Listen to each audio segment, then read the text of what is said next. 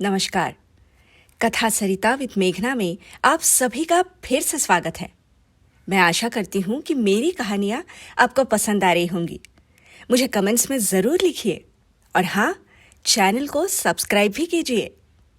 चलिए सुनते हैं एक बहुत ही प्यारी सी कहानी, अमृता प्रीतम जी की लिखित जंगली बूटी। अंगूरी मेरे पड़ोसियों के पड़ोसियों के पड़ोसियों के घर उनके बड़े ही पुराने नौकर की बिल्कुल नई बीवी है। एक तो नहीं इस बात से कि वह अपने पति की दूसरी बीवी है, सो उसका पति दुहाजू हुआ है। जू का मतलब अगर जून हो तो इसका पूरा मतलब निकला दूसरी जून में पड़ चुका आदमी, यानी दूसरे विवाह की जून में।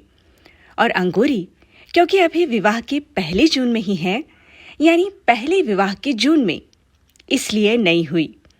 और दूसरे वह इस बात से भी नहीं है कि उसका गौना आए अभी जितने महीने हुए हैं वे सारे महीने मिलकर भी 1 साल नहीं बनेंगे।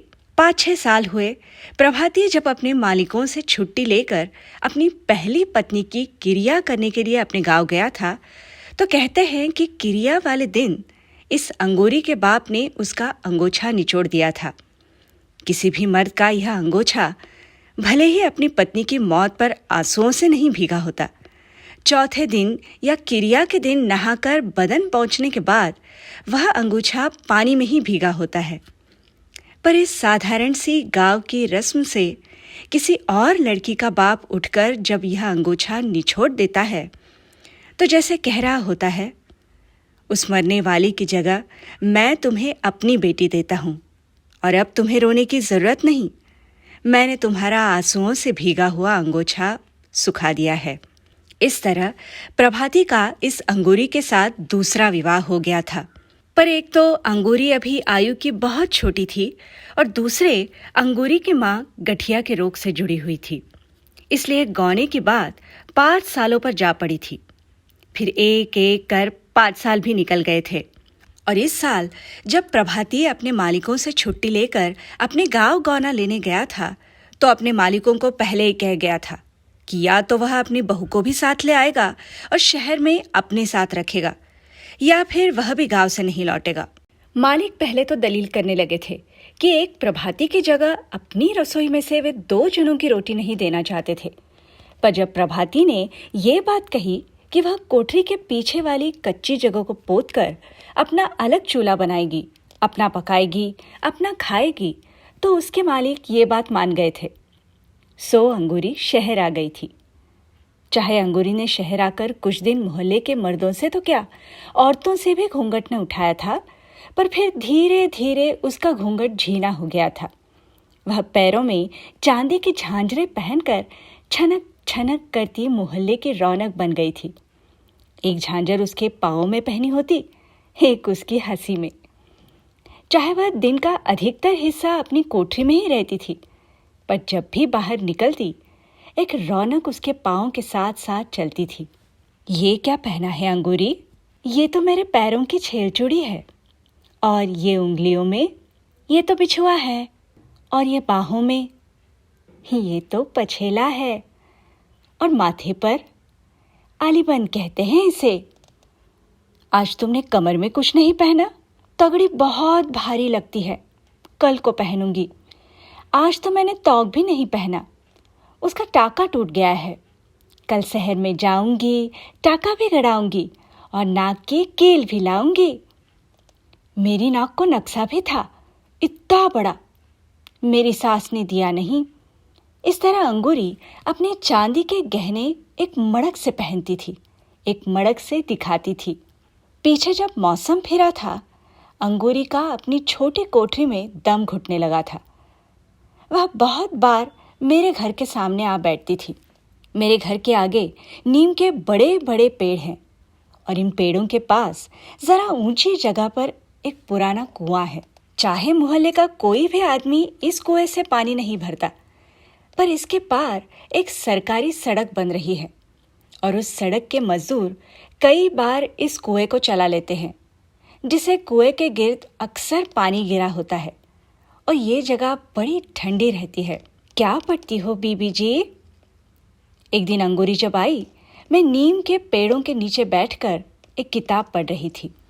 तुम पढ़ोगी? मेरे को पढ़ना नहीं आता। सीख लो ना। क्यों? औरतों को पाप लगता है पढ़ने से। औरतों को पाप लगता है, मर्द को नहीं लगता ना। मर्द को नहीं लगता। ये तुम्हें किसने कहा है? मैं जानती हूँ। फिर मैं तो पढ़ती हूँ, मुझे पाप लगेगा। शहर की औरतों को पाप नहीं लगता, गांव की औरतों को पाप लगता है। मैं भी हंस पड़ी और अंगूरी भी।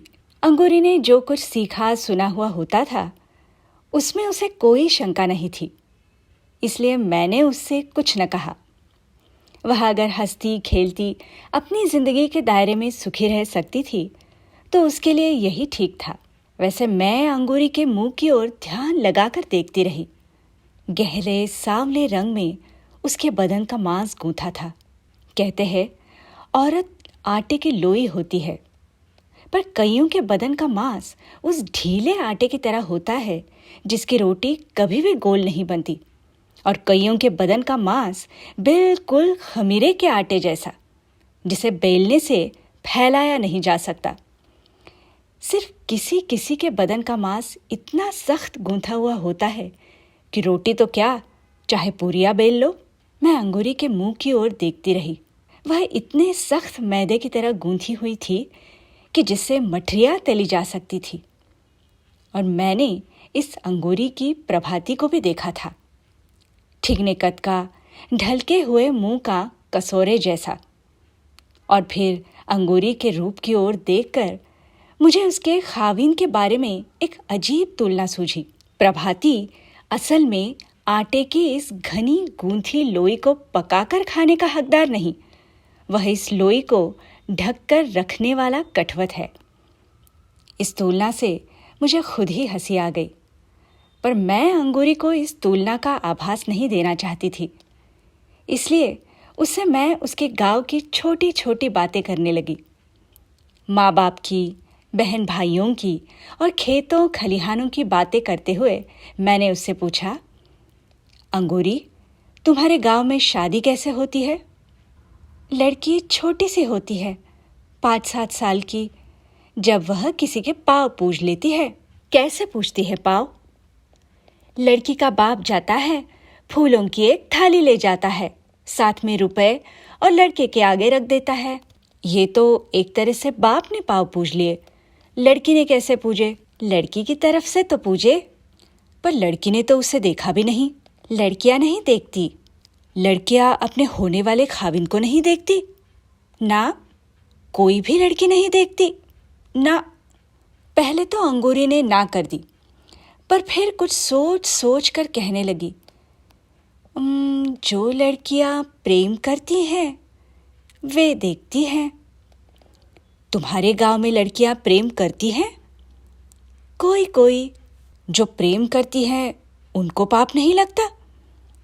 मुझे असल में अंगूरी की वह बात स्मरण हो आई थी कि औरतों को पढ़ने से पाप लगता है, इसलिए मैंने सोचा कि उस हिसाब से प्रेम करने से भी पाप लगता होगा। पाप लगता है, बड़ा पाप लगता है, अंगूरी ने जल्दी से कहा।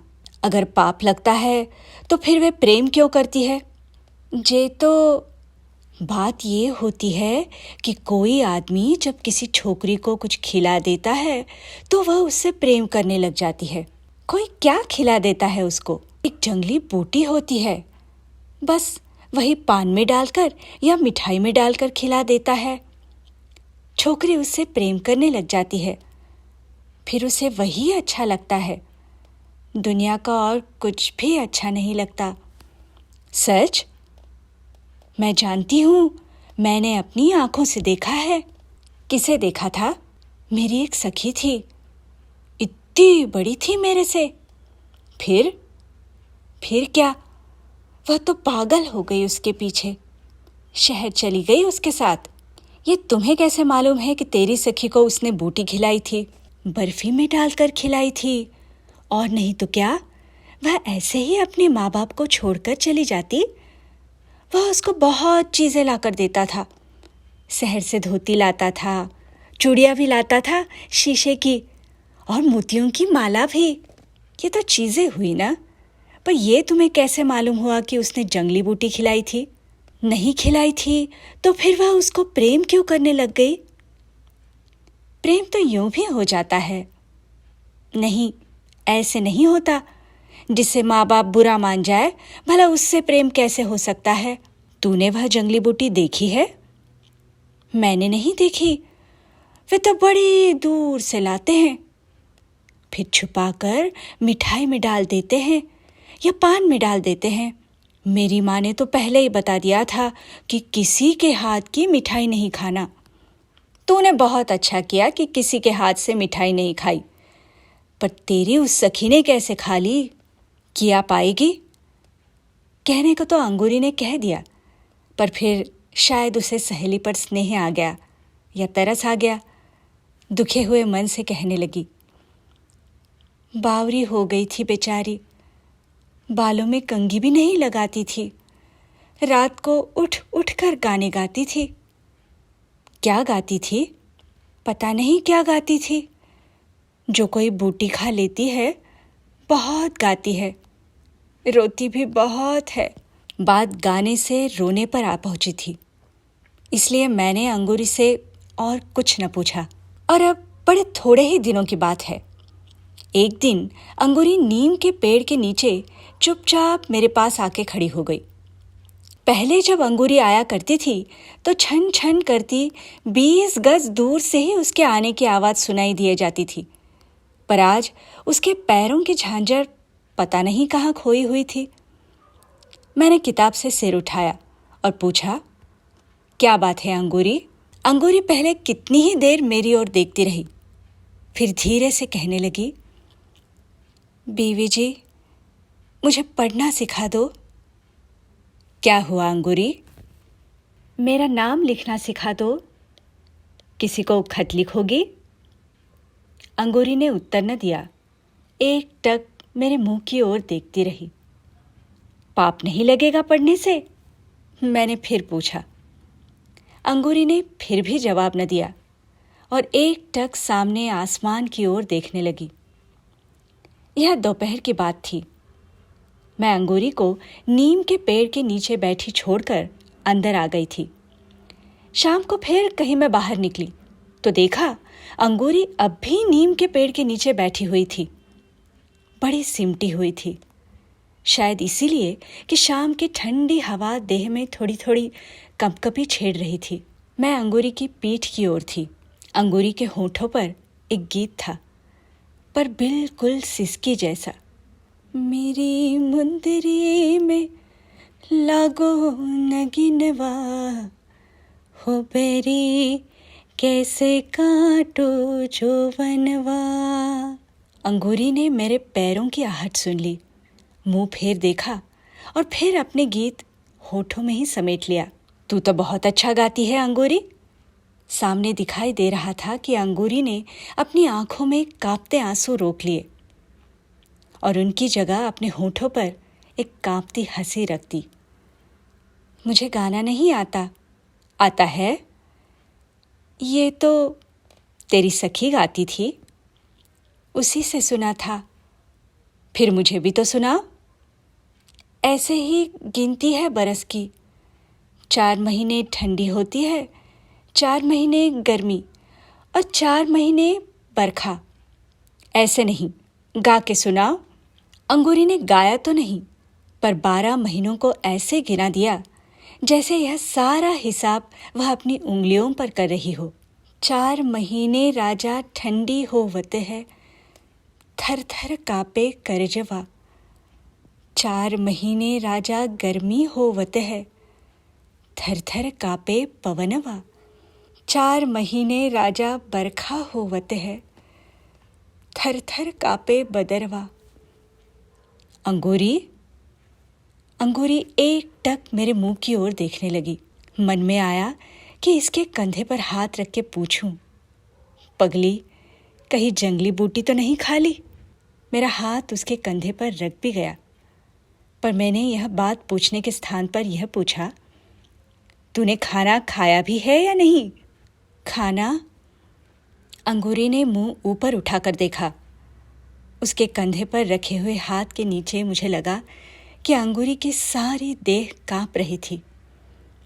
जाने अभी अभी उसने जो गीत गाया था, बरखा के मौसम में कांपने वाले बादलों का, गर्मी के मौसम में कांपने वाली हवा का और सर्दी के मौसम में कांपने वाले कलेजे का, उस गीत का सारा कंपन अंगूरी की देह में समाया हुआ था। यह मुझे मालूम था कि अंगूरी अपनी रोटी का खुद ही आहार करती थी। प्रभाती मालिकों की रोटी बनाता था और मालिकों के घर से ही खाता था, इसलिए अंगूरी को उसकी रोटी का आहार नहीं था। इसलिए मैंने फिर कहा, तूने आज रोटी बनाई है या नहीं? अभी नहीं। सवेरे बनाई थी? चाय पी थी? चाय? आज तो दूध ही नहीं आया था। आज दूध क्यों नहीं लिया था? वो तो मैं लेती नहीं। वो तो तू रोज चाय नहीं पीती? पीती हूँ। फिर आज क्या हुआ? दूध तो वह रामतारा हमारे मोहल्ले का चौकीदार है, सबका साझा चौकीदार, सारी रात पहरा देता। वह सवेरे सार खूब उनिंदा होता है। मुझे याद आया कि जब अंगूरी नहीं आई थी, वह सवेरे ही हमारे घरों से चाय का गिलास मांगा करता था, कभी किसी के घर से और कभी किसी के घर से, और चाय पीकर वह कुएं के पास खाट डालकर सो जाता था। और अब जब से अंगूरी आई थी, वह सवेरे ही किसी ग्वाले से दूध लेता था, अंगूरी के चूल्हे पर चाय का पतीला चढ़ाता था और अंगूरी, प्रभाती और रामतारा तीनों चूल्हे के गिर्द बैठकर चाय पीते थे। और साथ ही मुझे याद आया कि रामतारा पिछले 3 दिनों से छुट्टी लेकर अपने गांव गया हुआ था। मुझे दुखी हुई हंसी आई और मैंने कहा, और अंगूरी, तुमने 3 दिन से चाय नहीं पी? ना। अंगूरी ने जुबान से कुछ न कहकर केवल सिर हिला दिया। रोटी भी नहीं खाई? अंगूरी से बोला न गया। लग रहा था कि अगर अंगूरी ने रोटी खाई भी होगी तो न खाने जैसी ही। राम तारे की सारी आकृति मेरे सामने आ गई। बड़े फुर्तीले हाथ पांव, एक हरा बदन, जिसके पास हल्का हल्का हंसती हुई और शर्माती आंखें थी, और जिसकी जुबान के पास बात करने का एक खास सलीका था। अंगूरी, जी, कहीं जंगली बूटी तो नहीं खा ली तूने? अंगूरी के मुंह पर आंसू बह निकले। इन आंसुओं ने बह बह कर अंगूरी की लटों को भिगो दिया, और फिर इन आंसुओं ने बह बह कर उसके होठों को भिगो दिया। अंगूरी के मुंह से निकलते अक्षर भी गीले थे। मुझे कसम लागे जो मैंने उसके हाथ से कभी मिठाई खाई हो। मैंने पान भी कभी नहीं खाया, सिर्फ चाय। जाने उसने चाय में ही। और आगे अंगूरी की सारी आवाज़ उसके आंसुओं में डूब गई।